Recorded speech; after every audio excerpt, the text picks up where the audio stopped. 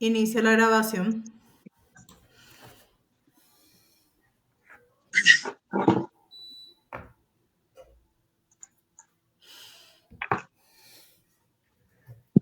Profe, sale.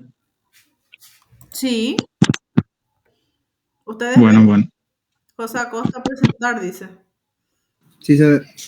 Sí, yo veo también. Bueno, buenas noches, compañero, profesora, ¿qué tal? Nosotros somos el grupo que va a hablar sobre la cultura maya, conformado por José Acosta y Gastón Apodaca. La cultura maya, primeramente debemos de responder a una pregunta. ¿Qué era la cultura maya? Bueno, la cultura maya fue el conjunto de los pueblos precolombinos que gobernaron Mesoamérica durante 18 siglos, desde la época preclásica alrededor del 2000 a.C.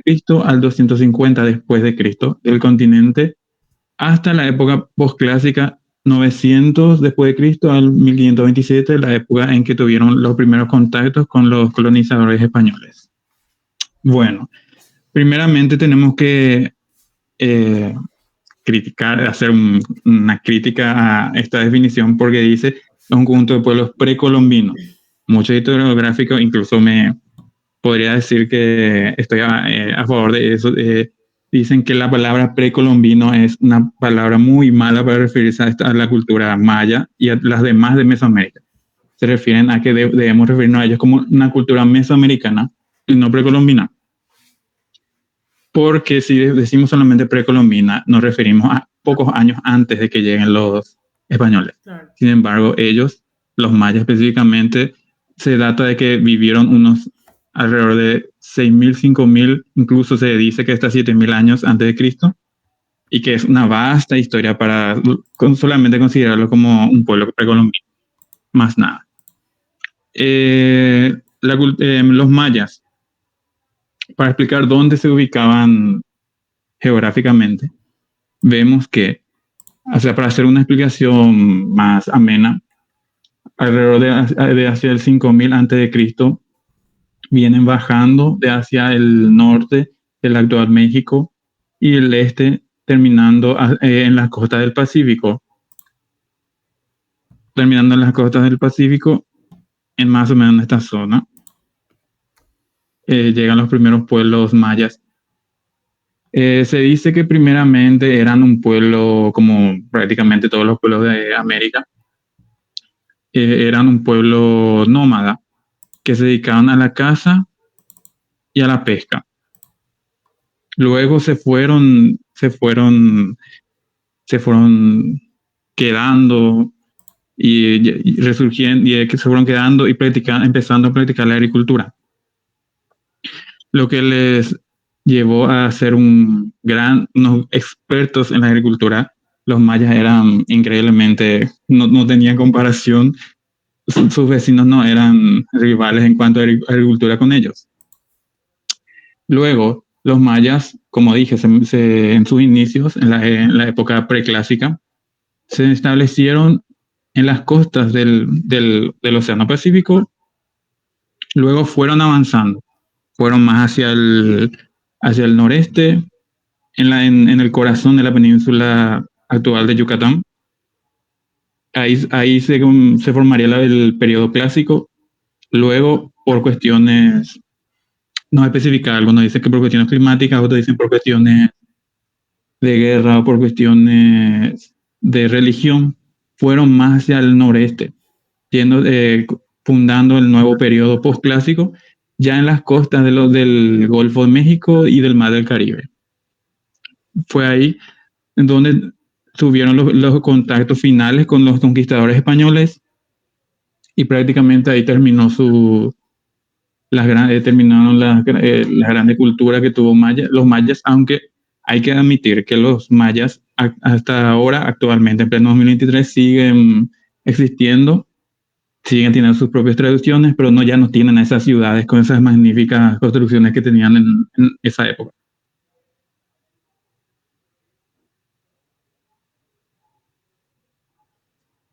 Bueno, muy buenas tardes, profesora y compañeros.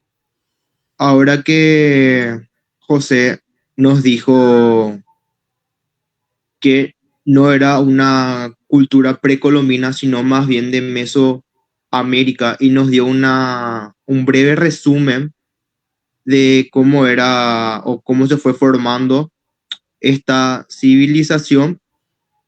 Quiero contarles un poco sobre el periodo preclásico, que va desde el 2000 antes de Cristo hasta el 250 después de Cristo. Este periodo se caracteriza por grandes construcciones que se usaban para sacrificios, pero que destacan varios de estos que eran en deformaciones craneanas, ¿verdad? También se destaca que este periodo se subdivide en tres etapas, digamos. El primero es el preclásico inferior, que va desde el 2000 hasta el 1000 antes de Cristo.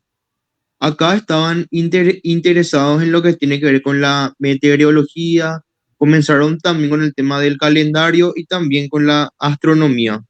También se perfeccionaron los campos de cultivo y se desarrollaron las primeras bases de las poblaciones. Después, yendo más por el preclásico medio, que es del 1000 antes de Cristo hasta el 400 antes de Cristo, es cuando las poblaciones empiezan a crecer. Desde que se sentaron las bases, posteriormente se empezó a desarrollar todo eso. Y también se destacan los primeros jeroglíficos. Y por último, en este periodo preclásico, la última etapa es el superior o el tardío, que va desde aproximadamente 400 o 350 antes de Cristo hasta el 250 después de Cristo. En este podemos destacar que existían construcciones como el Mirador y también en el Tikal. Y destaca mucho en ese entonces que las ciudades empezaron a tener una cierta semejanza a las ciudades-estados de la Grecia antigua.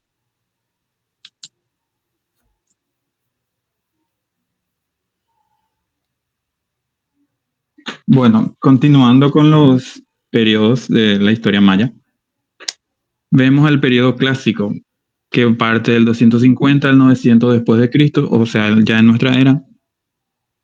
Vemos que aquí es el periodo en donde los mayas tienen su, como dice, el florecimiento de su cultura. Ellos logran tener avances en todos los ámbitos posibles, en las artes, incluso en la guerra, en la pintura, en la política, en lo social, en la arquitectura, en la escritura, en los juegos, en la economía y en el comercio. Bueno, el periodo clásico, como dije, inicia en los 150, pero antes quiero hacer un antecedente de este periodo. Muchos consideran que el periodo clásico tiene un antecedente con el fin del periodo preclásico, pero hay un término que le dicen digamos, un cuarto periodo, un periodo entre los dos periodos. Se le llamaba periodo protoclásico. El periodo protoclásico es un periodo que se da en el fin del periodo preclásico al inicio del clásico, en donde se destaca la aparición de sus vecinos teotihuacanes. De los vecinos teotihuacanes, los mayas, que se hallaban al oeste de los pueblos mayas. ¿Cómo influyeron tanto los teotihuacanes o los de Teotihuacán en los mayas? Bueno, ellos influyeron trayendo muchas cosas de su propia cultura a la cultura maya. Por ejemplo, fueron inmiscuyéndose en la cultura maya a través del comercio, porque los mayas eran expertos comerciantes. Ellos comerciaban muchos productos a sus vecinos teotihuacanes, a sus vecinos toltecas, a sus vecinos aztecas y a sus vecinos olmecas. Una vez que los teotihuacanes lograron influir en los mayas, estos teotihuacanes fueron inmiscuyéndose incluso en la vida política. Por ejemplo, fueron entrando en la nobleza maya. Y muchísimas tradiciones teotihuacanas, como por ejemplo incluso muchos dioses de Teotihuacán, fueron introduciéndose a los mayas, en donde los mayas dejaron de tener tanto algo autóctono y fue más algo del vecino, digamos, en esta época. El periodo clásico tiene una subdivisión: un clásico temprano, clásico tardío y clásico terminal. En el clásico temprano vemos que va del 250 al 600 después de Cristo, donde, como ya dije, hay un avance de todas las profesiones, de todos los tipos de arte, de economía, porque aquí, por ejemplo, se denota que los mayas empiezan a hacer pinturas, utilizan pinturas de color, ya no solamente, o sea, pintan sus piedras, ya no solamente hacen construcciones solamente de piedras sin color. Vemos, por ejemplo, en la economía, tienen un gran avance de la agricultura, lo que les produce poder comerciar con sus vecinos, como ya dije, todos sus vecinos. También en el clásico temprano vemos que se da el final de la influencia teotihuacana de sus vecinos, porque ya la nobleza maya se daba cuenta de que tenían tradiciones de sus vecinos y no propias, por lo que deciden desplazar a los teotihuacanos y expulsarlos y formar un nuevo imperio maya. Cabe recalcar que los mayas no eran todos, estos eran pueblos, digamos, ciudades-estados, que tenían en común tradiciones, costumbres, el idioma, porque hay que recordar que los mayas hablaban mayense, y todos hablaban el mismo idioma con algunas derivaciones, eran todas las familias mayense o proto-mayo. Bueno, se abre una subdivisión que se llama el clásico tardío, que va del 600 al 800. Aquí aparecen varias ciudades, las ciudades se potencian, empieza a haber un gran aumento demográfico y aparecen dos grandes ciudades-estados que se los compara incluso con Atenas y con Esparta: Tikal y Calatmul. Tikal y Calatmul, retrocediendo un poco, Tikal y Calatmul lo vemos en esta zona. Están aquí, son vecinos. Tikal está al sur y Calatmul está al noroeste. Estas dos ciudades-estados fueron importantísimos durante toda la época clásica de los mayas, porque ellos lograron poner en sus vilas, cada uno ponía en sus vilas a sus vecinos, y lograban hacer grandes asociaciones, confederaciones con sus vecinos, y se mantenían. Calatmul y Tikal estuvieron en guerra alrededor de 100 años.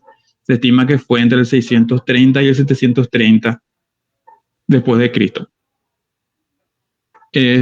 Primeramente se recuerda que los de Calatmul salieron victoriosos en una guerra que tuvieron contra los de Tikal y fueron los mejores del mundo maya, pero también hay indicios que existió una segunda guerra donde los de Tikal terminaron con la victoria definitiva y arrasando la ciudad de Calatmul y saliendo victoriosos de esa guerra y dominando ya hasta el final del periodo clásico. Tenemos que admitir que esta guerra de 100 años prácticamente que tuvieron ambos ciudades-estados le debilitó tanto a ellos como a sus aliados, por lo que generó prácticamente que entraran todo el mundo maya en un final. Como vemos, la tercera subdivisión del periodo clásico es un clásico terminal. Aquí se produce lo mismo que pasó con el periodo preclásico. Se produce una cuestión de problemas tanto económico, porque por cuestiones de la guerra que existió entre Tikal y Calatmul, cuestiones políticos y cuestiones religiosas. ¿Por qué cuestiones? Aquí es importante la religión, porque el pueblo veía que las tierras mayas, o donde habitaban, sufrían de sequías extremas y de terremotos, por lo que dejaron de creer en las divinidades, en los sacerdotes, y como dice acá, fin de la teocracia e inicio de la estatocracia. Los sacerdotes dejaron de ser poderosos, dejaron de ser influyentes políticos, y las fuerzas militares pasaron a ocupar los mejores lugares al mando de las ciudades-estado de cada ciudad-estado maya existentes.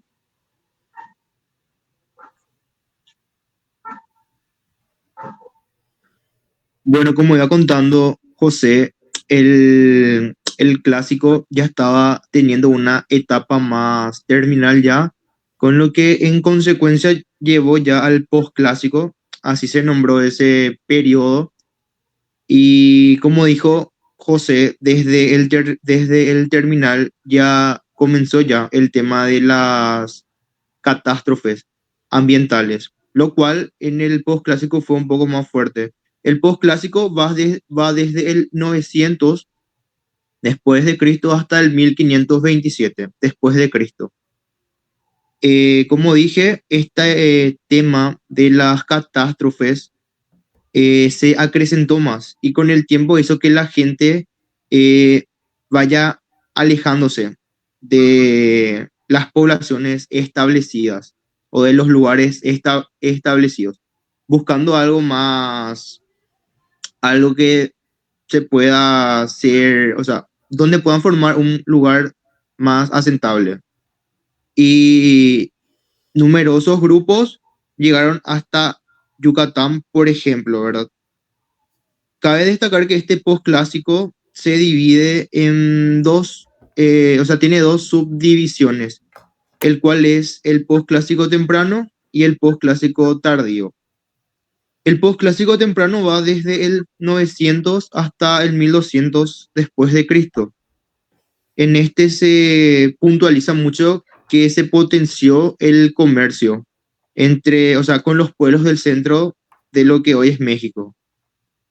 Y también se insistía mucho con con lo metalúrgico, lo cual fue contagiando esa cultura maya a los demás pueblos, etc. Y luego está el posclásico tardío, que va desde el 1200 hasta el 1521 después de Cristo. Acá pasa que las élites adquisitivas se sobreponen a las élites del gobierno, y lo cual dio paso a un cambio en el sistema de la dirigencia. Quiere decir que las personas empezaron a ser gobernadas bajo un poder más oligárquico.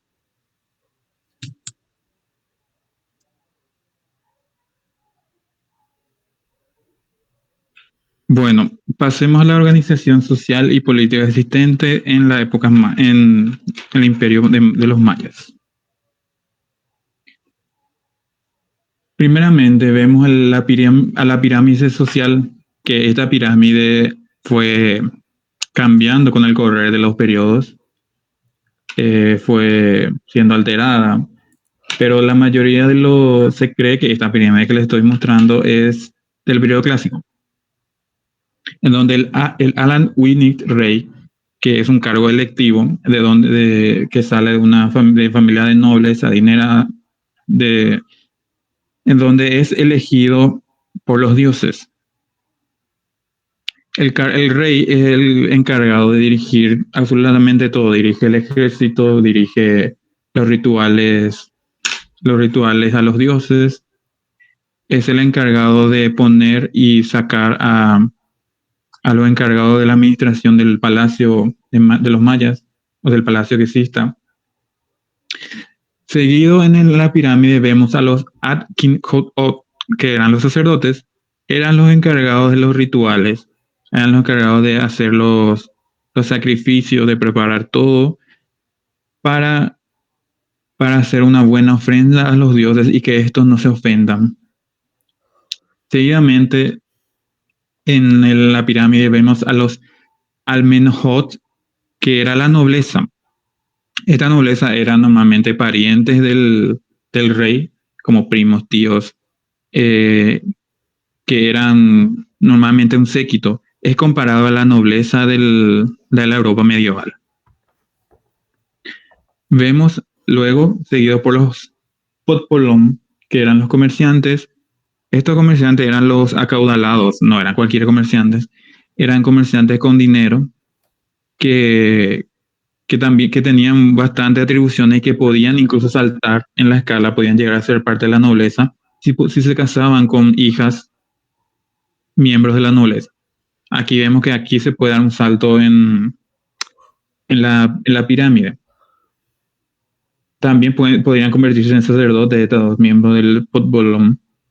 Por último, en el estrato más bajo vemos a los Yalba Winnicott, que son los esclavos. Estos no podían ascender en la escala de la pirámide, pero los esclavos, a diferencia de otros pueblos, incluso europeos, incluso sus vecinos, no eran muchos en cantidad, trabajaban normalmente para el palacio, trabajaban en la agricultura, pero no trabajaban mucho porque les consideraban, por ejemplo, cuando trabajaban en el campo, se consideraba que ellos estaban malditos, y como los mayas eran muy escépticos con ese tema, no querían que estos se dediquen a sembrar, a cosechar y a sembrar, por lo que normalmente los esclavos se dedicaban a barrer, a limpiar los espacios públicos, las plazas, solamente eso. No eran tan destacados su función, ni no eran tantos en cantidad. Seguidamente vemos a cómo se manejaba políticamente los pueblos mayas. Como dicen, no conformaron un sistema político central, es decir, un estado o reino único. Como ya mencioné, hay los mayas, que se estima que unos 50 o más pueblos mayas o ciudades-estados mayas existían en todo ese conglomerado de la península de Yucatán, de la selva de Petén, las tierras bajas de México, y eran todos solamente ciudades, eran vecinas, que formaban normalmente alianzas efímeras o largas para ciertos problemas, pero solamente se basaban en sus ciudades, no se basaban en un reino de gran extensidad. Como dije, tenían un gobierno de monarquía teocrática, luego estatocrática. Acá, definiendo, en el periodo preclásico, el gobierno era un colegiado en el que 7 o más personas decidían los problemas sociales y administrativos que tenía el imperio maya. Luego, ya en el periodo clásico, se convirtió en teocrático, en donde el rey, por ejemplo, era prácticamente un semidios, en donde él era el enviado del dios y se hacía lo que él mandaba, y secundado por sus sacerdotes. Luego, ya hacia el final del clásico, inicios del postclásico, se convirtió en un estado estatocrático dominado por generales del ejército maya, y terminó convirtiéndose en una oligarquía luego. Vemos que, por último, en las comunidades o poblados, como mencioné, el Halat Awinit, que es el rey, delegaba su autoridad en Batabot, o jefes locales eran considerados, podríamos decir, como gobernadores provinciales o gobernadores de otras 10 ciudades pequeñas, que cumplían funciones militares, civiles y religiosas.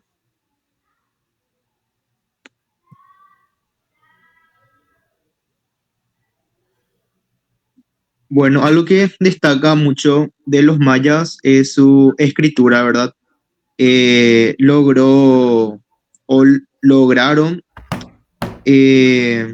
crear esto, lo cual destaca mucho en la historia de su cultura, ¿verdad? La escritura de los mayas sus bases fueron sentadas por la clase dirigente, lo cual desencadenó en que fuera una escritura muy compleja. Esta escritura maya estaba compuesto por tipos de signos, ¿verdad? Pictográficos, también logográficos y fonéticos. La escritura maya se podía encontrar por ejemplo, en estelas, en dinteles, en cerámicas y en adornos. O sea, de esa forma ellos iban dejando más o menos como un legado escrito dentro de se puede decir, de sus esculturas. También su escritura se divide en periodos, los cuales son el experimental, el incipiente, el apogeo y posteriormente ya se da la decadencia. Estas inscripciones que hacían los mayas hacían referencia también a cómputos de tiempos, a datos, a dioses, a ceremonias y a pronósticos.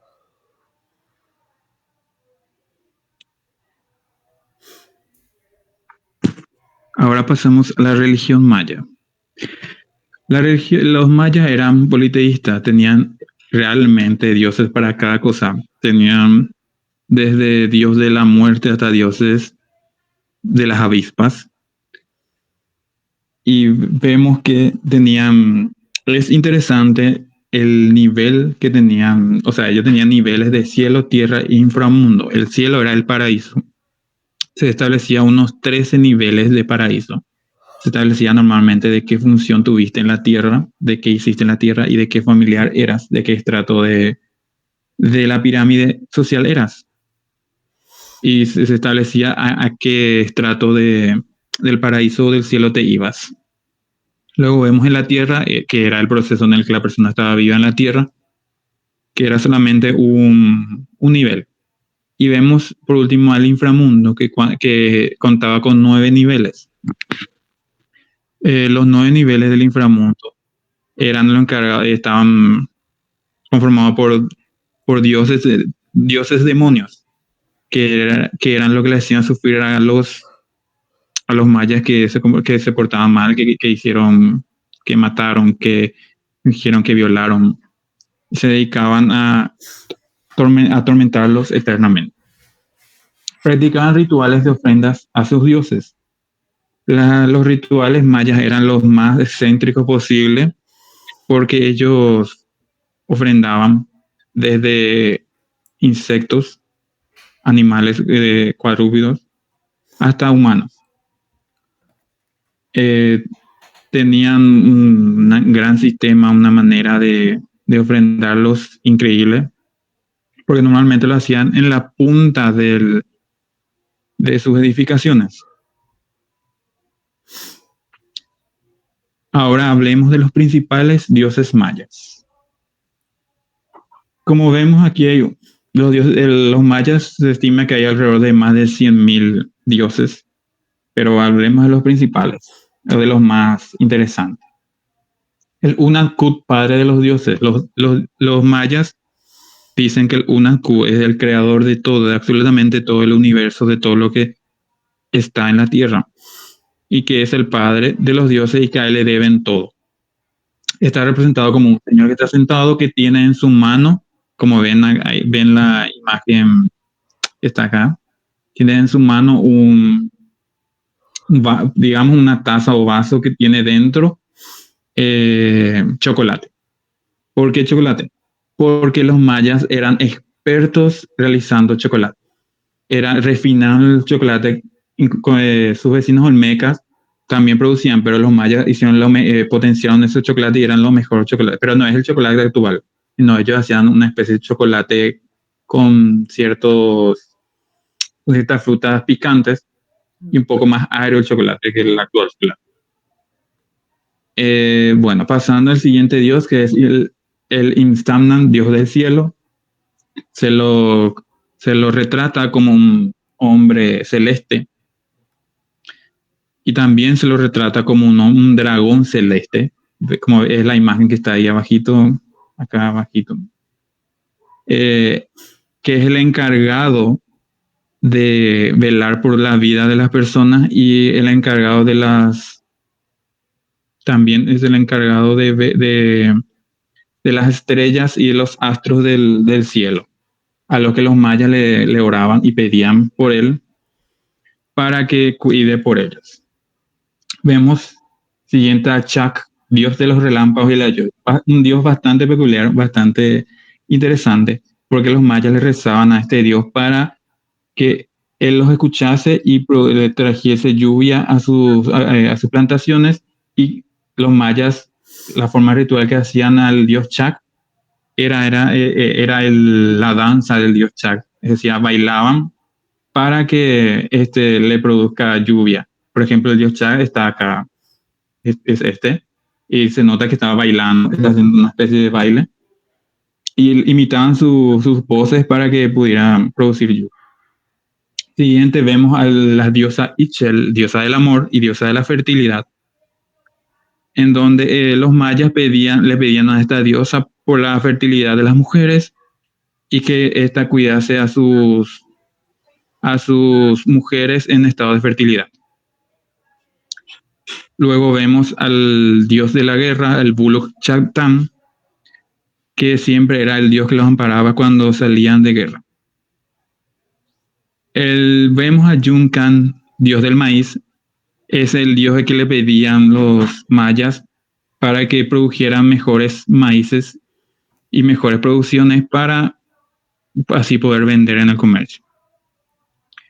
Vemos al Yulkimil, dios de la muerte, que le pedían que cuando ya se acercaba el final de cada maya, le pedían a este Yulkimil que los lleve y los acompañe al inframundo o al cielo, o donde debían de ir.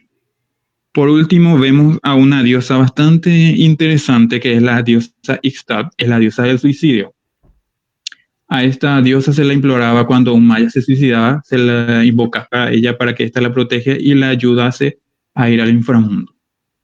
Esta diosa, por ejemplo, se la retrata como una mujer arrodillada con una cuerda por el cuello.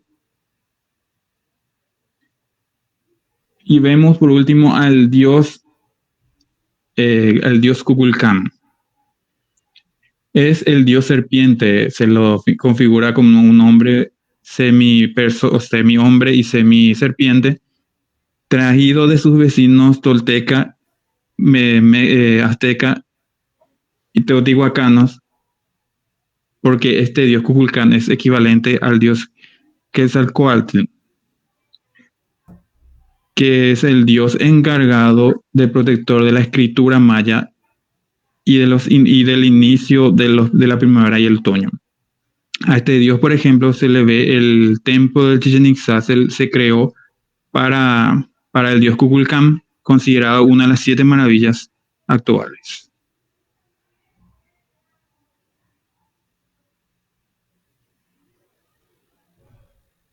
Bueno, el juego de pelota era uno de los pasatiempos, de los mayas, el cual se desarrollaba sobre la base de unas reglas simples, ¿verdad? Era un juego entre 2 equipos, en cada uno habían 7 personas. La pelota que utilizaban su material era de caucho, el cual cuando llovía tenía un peso más fuerte. También se jugaba con las extremidades, o sea, ya sean codos, brazos y también las caderas. Y algo que resalta también es que si había un perdedor, habían ocasiones en las cuales el capitán era sacrificado. No es algo comprobado, pero que en la mayoría del tiempo se desarrollaba. Con el paso del tiempo, el juego de la pelota, así como en otras tantas culturas, sirvió como teoría para saber cuáles fueron las bases del fútbol que se disputa hoy en día. Por ejemplo, se recuerda también que los guaraníes jugaban algo similar a lo que juegan los mayas, o lo que jugaron los mayas.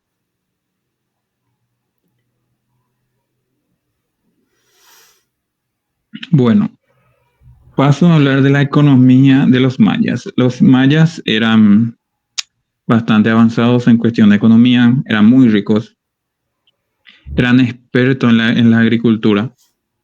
No solamente cultivaban maíz, sino cacao, calabaza, calabaza y muchas otras frutas, muchas otras verduras, muchas otras cosas que les servían para, o sea, de tanto que producían podíamos exportar todo lo que producían vendiéndolo a sus vecinos. Vemos el comercio, por ejemplo, el comercio, ellos, aparte de todo lo que exportaban con sus alimentos, exportaban incluso muchos materiales, muchas piedras preciosas como el jade, Los mayas, por ejemplo, lograron producir muchísimo jade. Ellos incluso usaban como dientes postizos, usaban el jade, usaban para realizar máscaras para sus ritos funerarios y demás cosas.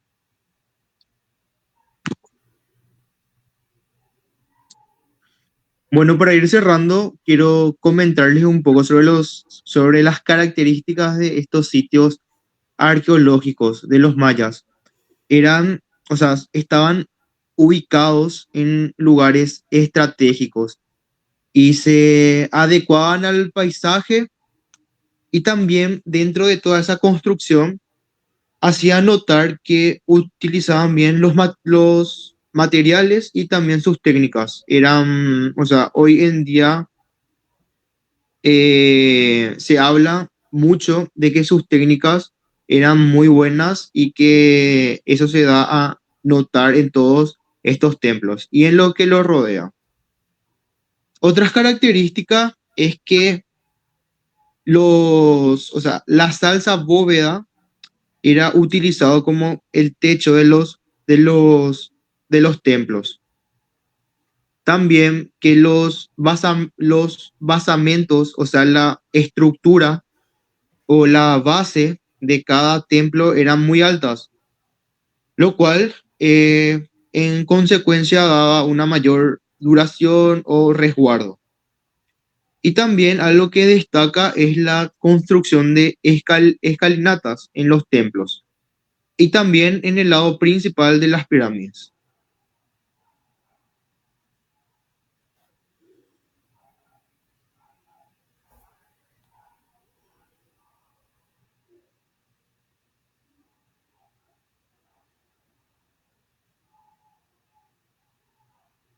Eso es todo, compañeros. Gracias Y por eso es su todo. atención.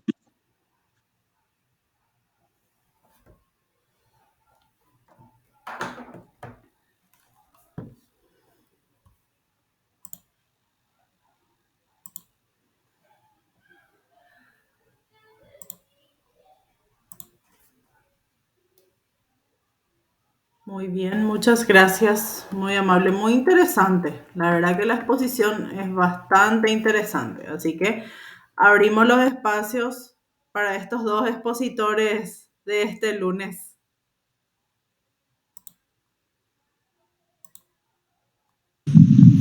La verdad que brillante su exposición. Sí, realmente. Y Bueno, yo tengo una pregunta más bien del lado arqueológico del asunto. Quería saber cuál fue el tópico del sitio asunto, Abel Barbosa, te voy a llamar la atención. de la investigación que realizaron mis compañeros. Ah, Eh, ahí está. Sí, Ok. Quería saber si es que cuál fue el sitio arqueológico construido por los mayas que más se investigó. es el pueblo más investigado. Como dije cuando estaba respondiendo, es el templo de Chichen Itza, el más investigado por los arqueólogos, seguidos por los de Tikal, los de Uxmal, los de, no me acuerdo, había un cuarto más, pero Palenque, también los de Tikal, sí, es Palenque, ahí está, y el de Palenque, son los más investigados. Pero eso te digo, o sea, el de Chichen Itza es el que más está estudiado y tiene más libros, más documentaciones, todo. ¿qué no puedes decir de Chichen Itza, José? Bueno, Chichen Itza es como mencioné, es un templo de ofrendas. Se estima que de ofrendas, muchos dicen que es un templo que se construyó encima de otro templo y de encima de otro templo. Es como si fuera la música rusa y que se construyó y que es al dios serpiente emplumado Ku Klux Klan. A él se le construyó para ofrendar a él. Y es increíble el tamaño, como dije, es una de las siete maravillas. Y es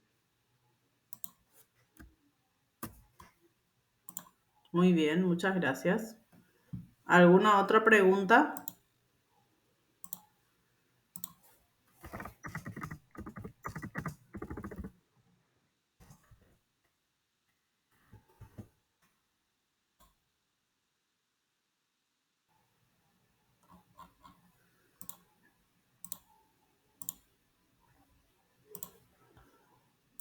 Hoy digo que le tienen miedo al micrófono, José. No sé qué pasa, parece que así mientras más lejos mejor, más o menos. Yo no tengo preguntas, profe. Ok, gracias Paolo por la aclaración. ¿Y el resto?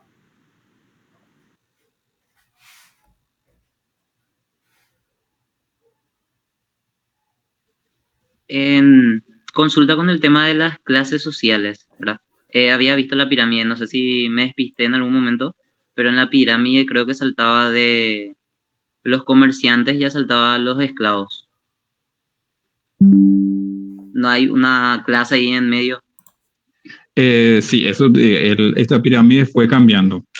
En el posclásico, por ejemplo, se agregó más a los comerciantes menores y los artesanos debajo de estos comerciantes. Estos comerciantes que eran los popolón eran comerciantes adinerados, no cualquier comerciante, que tenían poder adquisitivo y que podrían acceder incluso a la nobleza, que podían escalar en la pirámide.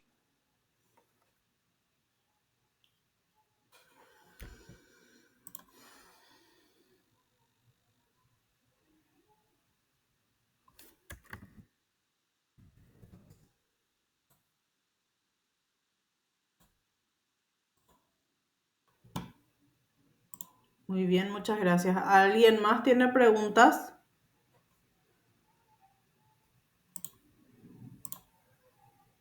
Nada de mi parte.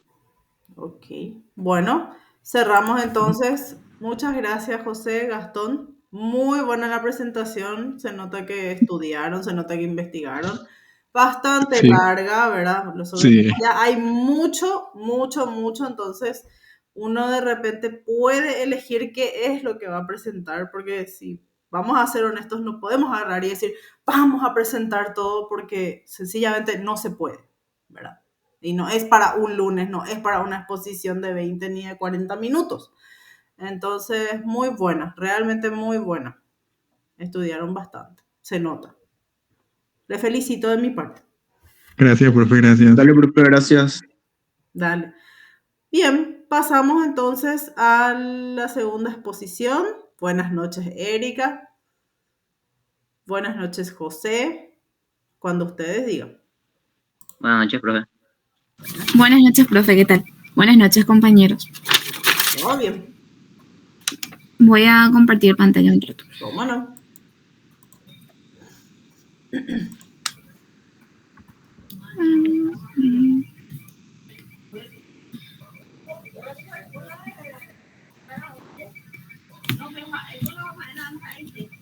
Decirle a mamá que baje.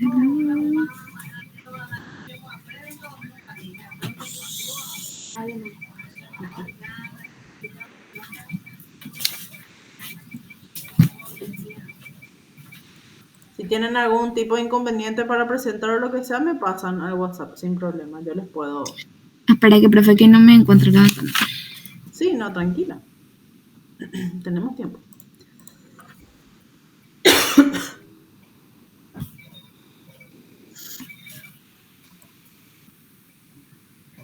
¿Ahí? Sí, se ve. Excelente. Ok. Bien, buenas noches, compañeros. Nosotros vamos a hablarle hoy acerca del Imperio Azteca. Mi nombre es Erika Ríos y estoy con José Colmán, que es mi compañero de trabajo en esta investigación.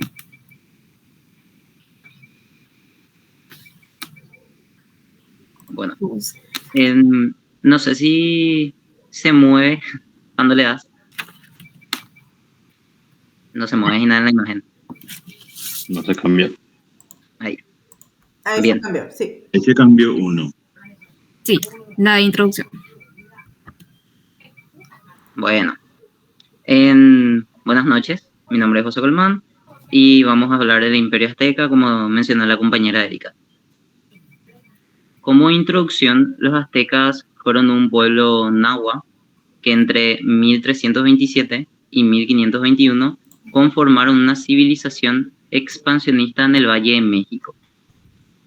En poco más de 2 siglos, los aztecas tuvieron un nivel de desarrollo sorprendente, convirtiéndose en una de las civilizaciones más importantes de América.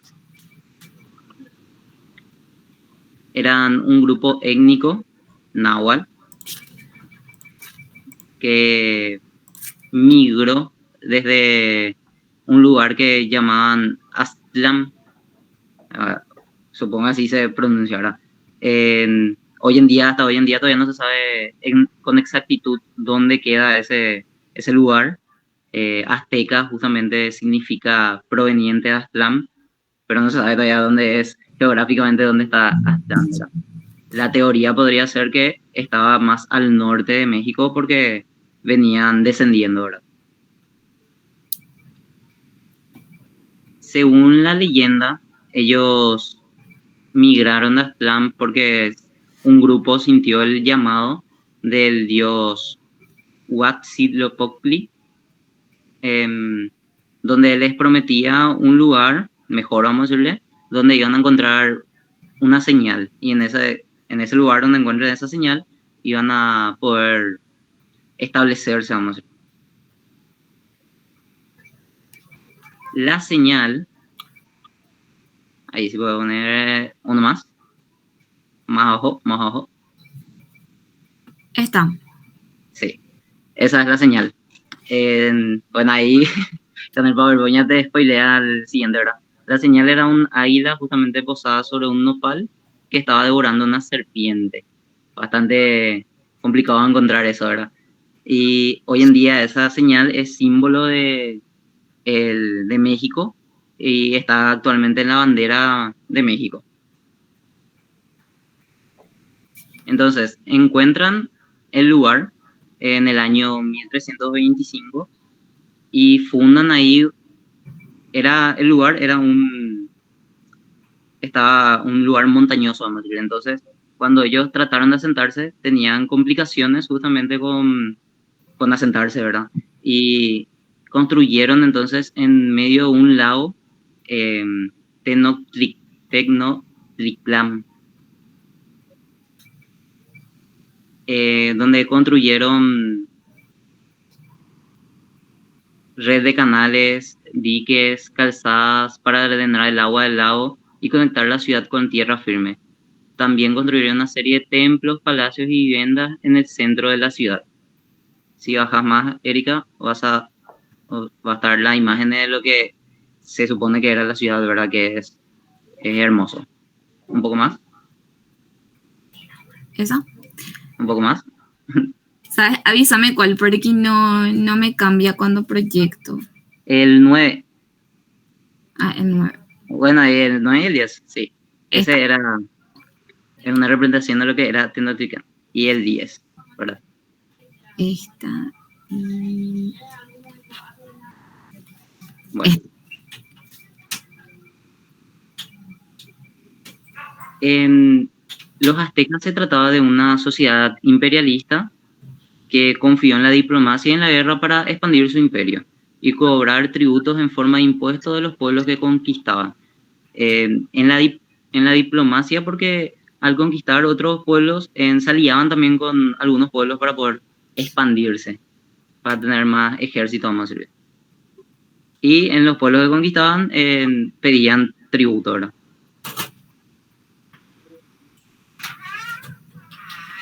Ya asentados estuvieron dominados por el señorío de Azcapotzalco hacia 1430 y asimilaron la cultura de los pueblos avanzados del valle, principalmente los toltecas, quienes sirvieron de nexo entre la cultura azteca y la maya, y se convirtieron en un eficiente poder militar. A partir de ese entonces, a través de alianzas militares con otros grupos y poblaciones, comenzó una rápida expansión, logrando dominar las áreas central y sur del actual México entre los siglos XIV y XVI. Los aztecas expandieron su dominio hasta las costas del Océano Pacífico y del Golfo de México. Y así adquirieron riquezas y poder hasta la llegada de los españoles. A ver qué imagen te digo. La imagen 15. Sí, voy a poner. Ya vimos un mapa de lo que era los mayas, ¿verdad? El imperio maya. Y entonces en este mapa podemos ver lo que era el Imperio Azteca, que estaban bastante cerca, y cómo es desde la punta del Océano Pacífico hasta el Golfo de México.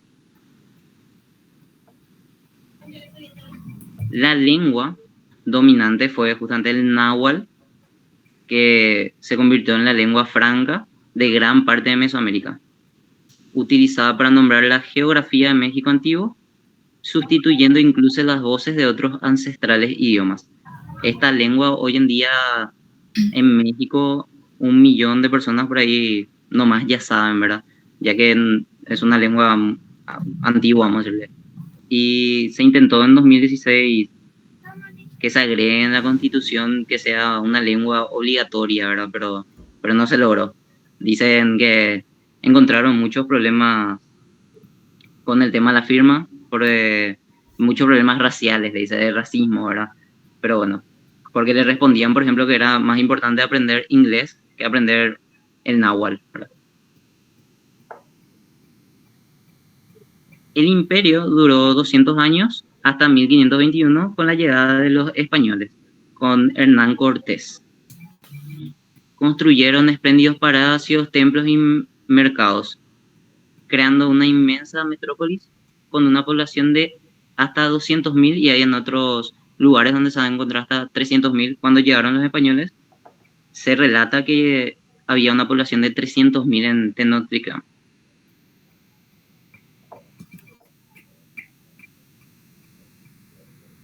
Además de la expansión territorial, los aztecas también desarrollaron un complejo sistema de gobierno-administración. Establecieron una monarquía electiva donde el emperador era elegido entre los miembros de la nobleza y gobernaba con la asistencia de un consejo de nobles y sacerdotes. Vamos a ver más en la estructura social, vamos a ver justamente cómo se decidía quién iba a ser el emperador y toda esta estructura social justamente. En un hallazgo arqueológico se encontraron esculturas y figurillas de personas, hombres y mujeres, que expresaban los ideales tanto en edad como en belleza. La etapa juvenil adulta era considerada el momento de plenitud que garantizaba la fortaleza en la guerra, siendo esta edad también la mayor actividad sexual. Las culturas representaban el paradigma social tan necesario para la supremacía imperial. Tenemos ahí una imagen de una escultura. Bueno. Esta. Sí. Entonces, abajo de ese, con tu mouse nomás, no le haya dado tomo de... No me permite, perdón, no sé por qué, no me permite. Bueno, tenemos la pirámide. Ahí sí no sé si puedes apretar en presentación para que sea más grande, al menos para que se vea. No puedo verlo ahora. Espérame, que no sé.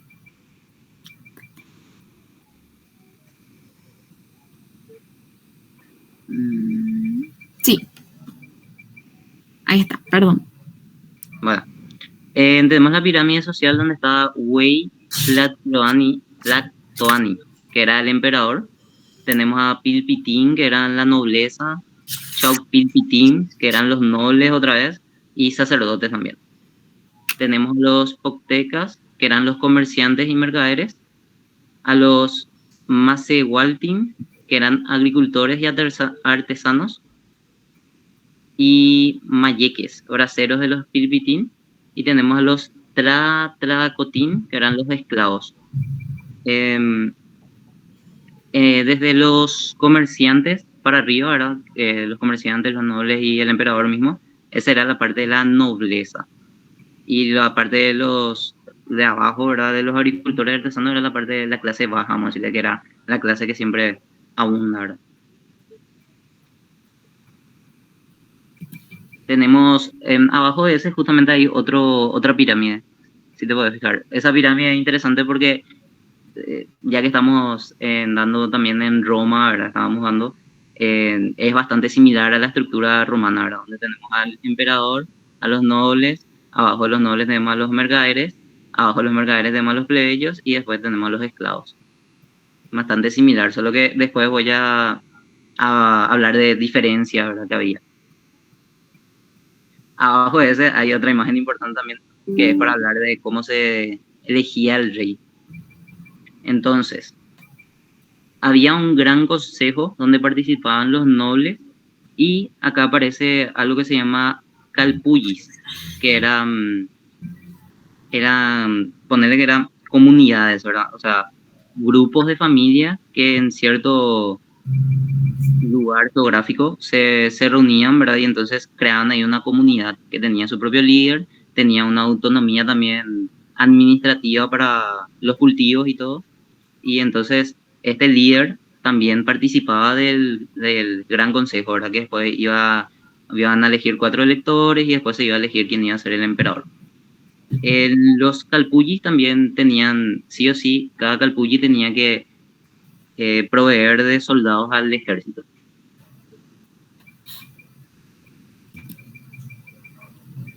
Por cierto, y los calpullis estaban, ¿cómo era? Estaban organizados también, los que integraban eran los campesinos y los artesanos, más que nada. Como les digo, porque los comerciantes y los nobles y todo ya eran clases justamente de nobleza, por así decirlo. Bueno, ya tenemos la figura del emperador. En la cima de la jerarquía azteca estaba el emperador, conocido como el Huey Tlatoani. Era el gobernante supremo y tenía un poder absoluto sobre el imperio. Su autoridad se consideraba de origen divino y él era el militar y político, líder militar y político.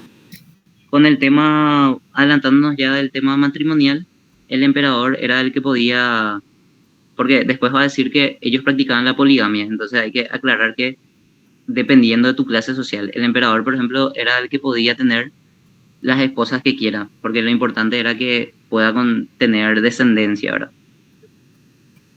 Después tenemos a la nobleza, o pilpitín. Debajo del emperador se encontraban. Conocida como los pilpitín, esta clase incluía a los señores, gobernadores, provinciales y otros nobles de alto rango.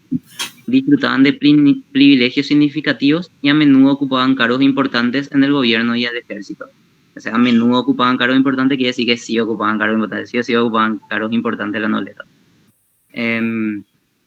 Con el tema matrimonial, por ejemplo, los nobles tenían una esposa, solo tenían una esposa, pero podían tener varias concubinas dependiendo de su estatus económico, ¿verdad?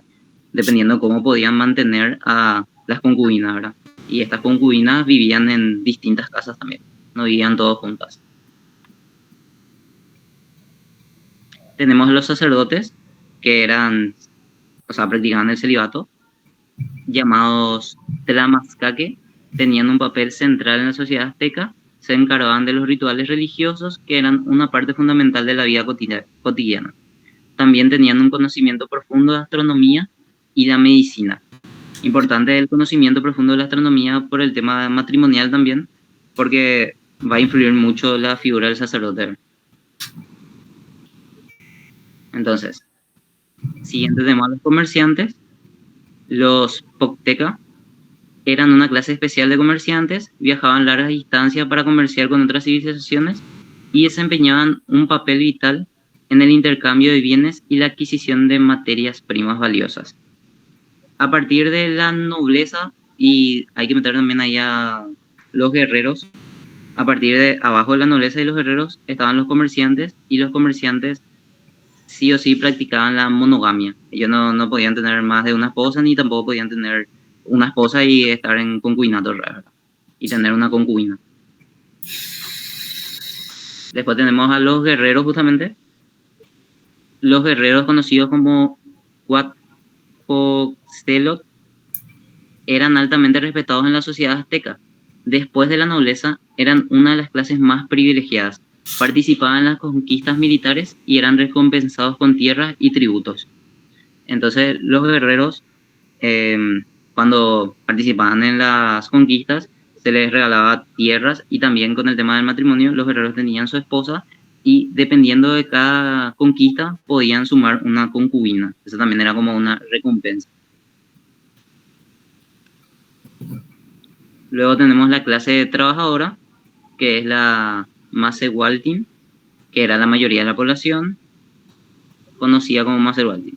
Eran agricultores, artesanos y otros trabajadores que sustentaban la economía del imperio. Pagaban tributos a la nobleza y al emperador en forma de productos agrícolas y bienes manufacturados. y como dije anteriormente, ellos practicaban la monogamia. Después tenemos ya los esclavos, que eran los tracotin. Estos individuos eran generalmente prisioneros de guerra o personas que habían incurrido en deudas graves. Los esclavos realizaban trabajos serviles y no tenían derechos ni libertades. O sea que normalmente los esclavos no tenían ni esposa. Después tenemos los esclavos de sacrificio, además de los esclavos. Pero acá hay que entender que en el grupo de esclavos, en la clase social de esclavos, cualquiera podía ser en realidad sacrificado, ¿verdad? Además de los esclavos comunes, había un grupo de esclavos especialmente destinados a los sacrificios humanos en los rituales religiosos. Estos esclavos se llamaban teisiptla y están considerados destinados a un propósito sagrado. Bueno, entonces ahora vamos a hablar del matrimonio. Los hombres aztecas podían casarse a partir de los 20 años y las mujeres a partir de los 16 años. Pero siempre la decisión recaía en los padres. Acá hay que diferenciar también que tanto la nobleza como la clase trabajadora o la clase baja, por así decirlo, tenían una diferencia en el matrimonio, ¿verdad? En la hora de elegir esta unión. En teoría, vamos a decirle que la clase baja tenía un poco más de libertad, sin embargo, siempre en el ámbito de la clase baja, o sea, la clase baja se casaba con la clase baja, ¿verdad? Y la nobleza se casaba con la nobleza. Entonces, en la clase baja, o sea, la persona, el hombre, vamos a decirle, podía elegir quién le gustaba, ¿verdad? Y ahí ya empezar a hacer todos esos ritos, vamos a decirle, o esas ceremonias que hacían para poder ver si se permite que se casen, ¿verdad? Pero siempre la decisión iba a recaer en los padres. Mientras tanto, en la nobleza, los padres mismos ya decidían con quién se iban a casar sus hijos. Entonces, tenemos que en el... A ver. Vamos a ver. Entonces, la clase baja, ¿verdad? El hombre decidía con quién se iba a casar, vamos a decirle, y entonces ya empezaba ahí una serie de burocracia, por así decirlo, ¿verdad? Primero que nada, la familia de la chica o la mujer se reunía, toda la familia, no solo la familia, vamos a decirle, de padre y madre, sino todo tíos, todo, ¿verdad? Se reunía para calificar, para juzgar si esa persona que quería casarse con la hija ya estaba ya en un nivel de madurez, vamos a decirle, si ya era un hombre, eso juzgaban. Y entonces si ellos decidían que si era un hombre, ya empezaba otro proceso otra vez, que era consultar con el sacerdote. Entonces se iban con el sacerdote y el sacerdote tenía que comparar, debido a su horóscopo, de acuerdo a su horóscopo, se comparaba, ¿verdad?, el día que nacieron los dos, y entonces ahí él podía predecir el futuro, vamos a decirle cómo iba a ser la relación, y entonces él iba a dar luz verde si iban a seguir con los siguientes pasos, o si el sacerdote decía no, hay un futuro devastador, vamos a decirle, ahí se cortaba, ya está. No había más para pelear, ¿verdad? Luego de que si el sacerdote daba luz, ¿verdad?, el novio tenía que elegir otra vez a dos ancianas de su familia para que le lleven al padre de la chica, le lleven un obsequio. Y entonces, y en la tradición el padre no tenía que aceptar el obsequio a la primera, y tenía que poner además excusas de que la chica todavía no estaba preparada, que ni sabía barrer o cosas así. Entonces, sin embargo, si al día siguiente las mismas ancianas venían con más obsequios, entonces el padre tenía que tomar esto como si fuera que era un verdadero amor, y ahí sí se aceptaba. Donde pasaban otra vez a una siguiente, donde se recurría otra vez de nuevo al sacerdote para ver el mejor día para casarse, según el horóscopo nuevamente, ¿verdad?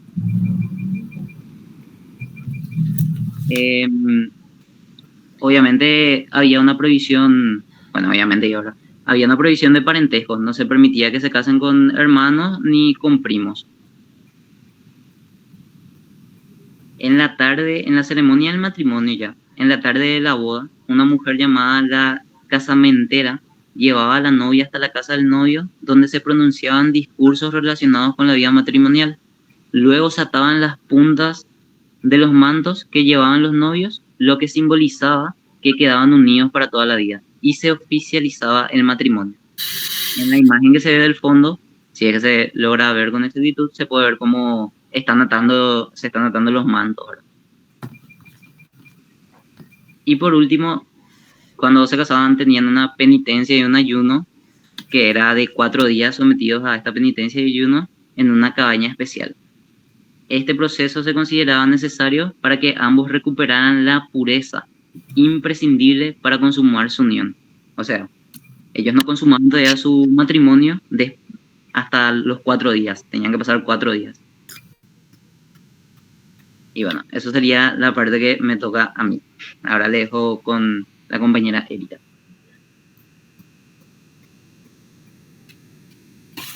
Bien, yo les voy a hablar un poco acerca de la visión religiosa que manejaban los aztecas, que es importante tener en cuenta algo cuando hablamos de la cuestión de religión en los grupos indígenas que estamos estudiando.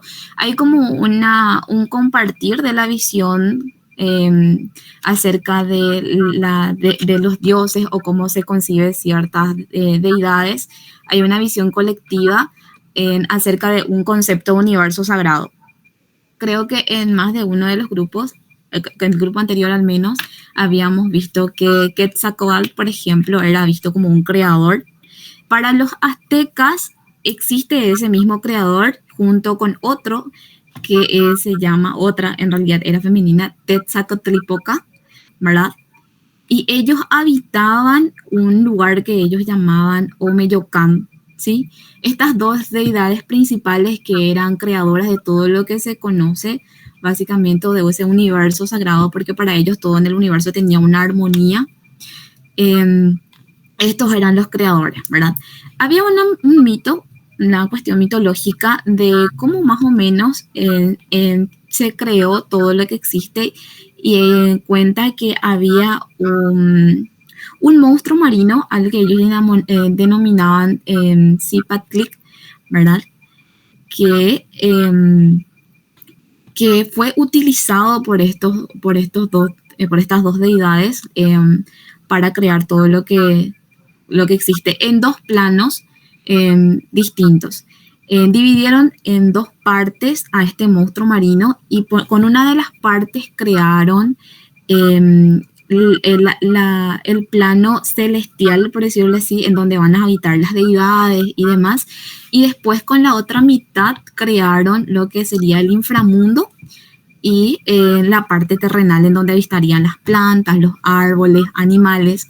Para tener una idea, esta es una imagen de las dos deidades importantes que vamos a tener en cuenta como creadoras.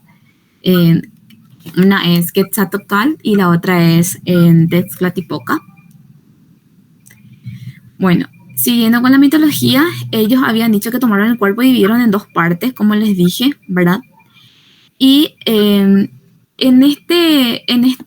estos planos en estos dos planos habían otros 13 planos que creo que José en la presentación anterior también había mencionado algo parecido dentro de lo que era la visión religiosa del grupo del que ellos hablaban, ¿verdad? Y estos 13 planos celestes, ¿verdad? Que fue creado por estos dos dioses, estaban divididos estos dos mundos básicamente, como que en medio estaba. Y debajo de estos planos, de 9 de estos planos, estaba el inframundo y del otro lado estaban las deidades, las demás deidades. Había una visión de que el mundo al menos se concibe de forma cuadrangular para ellos, ¿verdad? Y que tiene 4 puntos, que nosotros más o menos llamaríamos como 4 puntos cardinales, y esta es una representación gráfica, al menos la que encontré, que más o menos explicaba la cuestión mitológica, que tiene los 4 puntos cardinales, Y vamos a ver en la imagen misma que sitúa al templo mayor en el centro. José también había mencionado anteriormente que el templo mayor estaba ubicado en el centro de toda la urbe de lo que va a ser el Imperio Azteca, entonces era algo importante. Y la ubicación del templo entonces está relacionada también a la mitología, porque estaba situado entre los planos, ¿verdad? Entre el inframundo, la cercanía a los dioses y a todo lo que la naturaleza y los demás que los dioses crearon para que estos pudieran proveerse. Y entonces la ubicación del templo mayor era importante en este sentido. Hay que tener en cuenta que la economía era básicamente se basaba en la agricultura, y esto era muy importante en la cuestión religiosa, porque había ciertos dioses referentes con relación a esta actividad económica que básicamente era la expresión del módulo subsistencial de este grupo. Por ejemplo, tenemos la figura de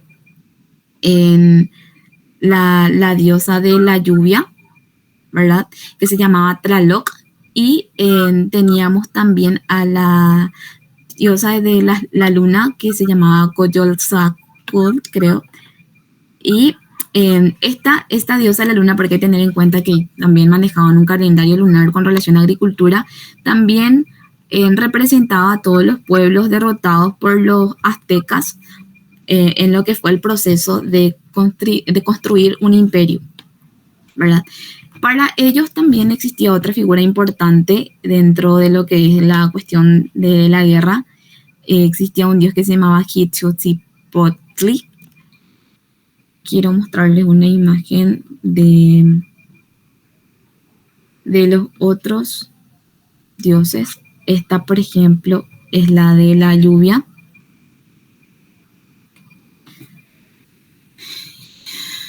Y quiero que miremos de vuelta la forma en que ellos concebían el universo, entonces desde estos puntos de vista religiosos.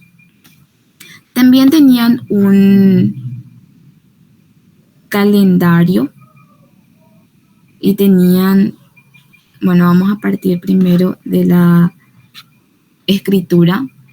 La escritura de los aztecas era del tipo glífica. Esta es una representación más o menos de lo que utilizaban como escritura. Y en la cuestión de números usaban el sistema vigesimal. También anexé una imagen para que tengamos una idea de la representación numérica para los aztecas. Bien, cuando cae este gran imperio que logró expandirse sometiendo a varios pueblos, ¿verdad? Fue con la llegada de Hernán Cortés y su conquista propiamente. Él va a tener a su favor una cuestión de una problemática en la sociedad azteca con relación a los tributos, a la cuestión de la elección para los sacrificios y demás. Entonces, él va a lograr en un primer momento de su conquista aprovechar esa situación de diferencias en la sociedad para reclutar, algunos por la fuerza y otros a la buena, por decirlo así, esclavos y también guerreros, ¿verdad? Finalmente, el imperio azteca va a caer en manos de Hernán Cortés en el año 1521. En el año 1519 más o menos inicia todo el proceso de conquista, que fue bastante sangriento. Y finalmente es así como cae el imperio, uno de los imperios más grandes de lo que va a ser Mesoamérica. Una de las cosas también que añadir en esa conquista es que en Tenochtitlán, por ejemplo, justo surgió también un brote de viruela. Entonces eso también jugó en contra de los aztecas. Así mismo. Y eso es todo, compañeros. Gracias por su atención. Una cosa que quería añadir que me olvidé, con el tema de la estructura social, vamos a decirle, que en su estructura sí se podía ascender. los esclavos podían ascender a ser comerciantes o artesanos y después comerciantes, ¿verdad? Y así. Muchas gracias, muy interesante. Entonces abrimos el espacio para las preguntas correspondientes.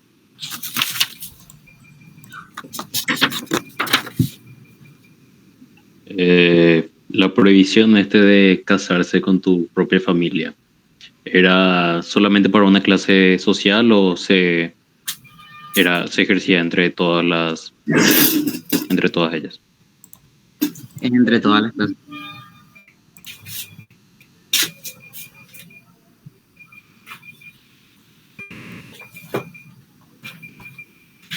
¿Alguien más? Mira, ahí yo, por ejemplo, lo que interpreto, porque había leído, es que, por ejemplo, en los sacrificios se tomaba más, o sea, había más posibilidades de sacrificar a las personas que nacían con deformidades. Entonces, hablando de matrimonio de parentesco, ¿verdad? Entonces es más probable que tu hijo nazca con una deformidad. Entonces hay más posibilidad, supongo, de que sea sacrificado. Porque para ellos creían que las personas que nacían así tenían una mayor conexión con los dioses.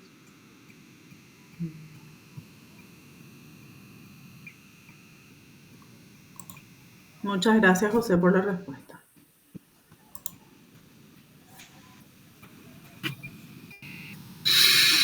¿Otra pregunta?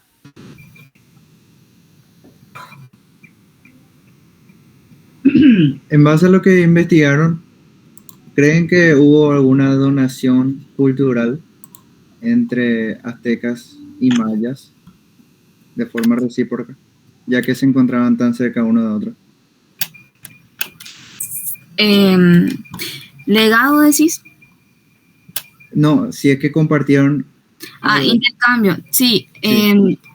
Creo que, como mencioné, entre los pueblos que estamos estudiando, el mayor intercambio que hubo es la cuestión religiosa y la cosmovisión acerca del universo desde el punto de vista de sus deidades, ¿verdad? De hecho, los aztecas lo que hicieron fue como recopilar varias creencias o ideas religiosas que manejaban justamente los pueblos a los que ellos sometieron, y también hubo un intercambio ahí, ¿verdad? Porque hubo contacto con mayas. Entonces, porque creo que lo que pasó en realidad fue que en este grupo, antes de denominarse mayas, aztecas y demás, compartían territorios y fueron desplazándose y dividiéndose. Entonces, hay un poquito de elementos en comunes por eso, ¿verdad? Por eso justamente la cuestión de deidades desde un primer momento es bastante parecida.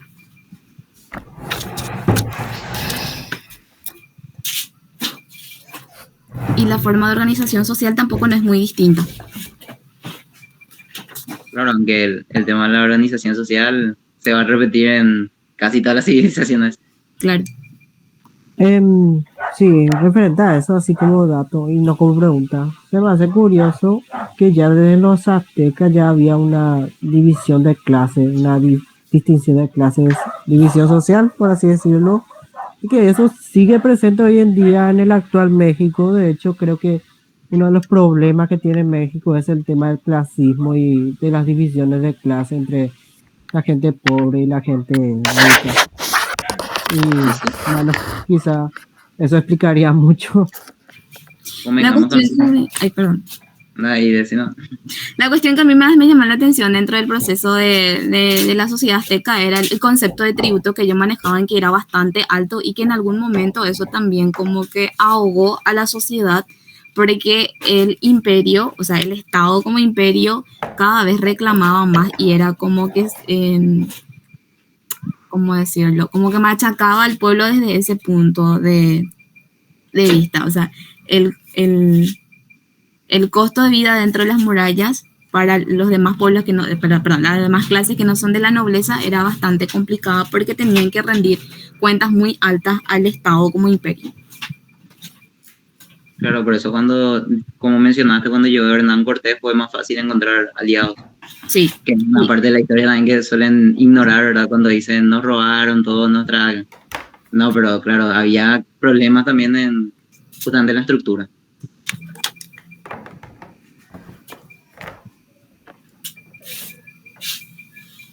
Muy bien, muchas gracias. Si no hay más preguntas, llegamos hasta aquí. ¿Qué pasa, Erika? ¿Estás hablando? No, profe. Ok.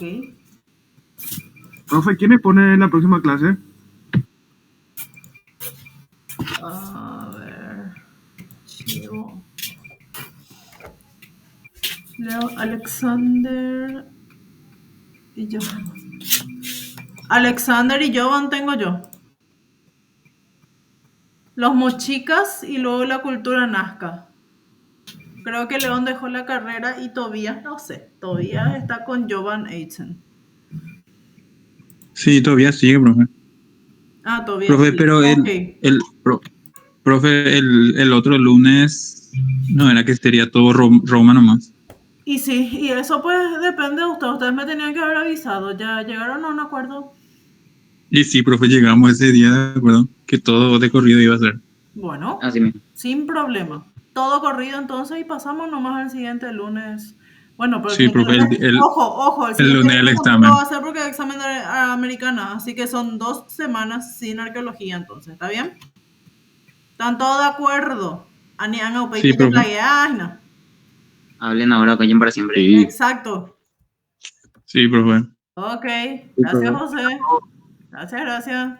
Estamos todos de acuerdo, porque es largo Grecia y Roma. No vamos a terminar jamás en una clase de 40 minutos, ni mucho menos de 120. Nuestras 5 unidades que tenemos que repasar todavía. Así es. Bueno, nos vemos el próximo lunes. Depende del paro de la gente. Pero, en fin, estaremos en contacto. ¿Saben? Sí, profe. Dale, profe. Dale, que estén bien. Dale, profe. Cuídense. Éxitos. Chao. Profe, buenas noches. Gracias. Nos vemos, compas. Chao. Quiero mucho. Igualmente.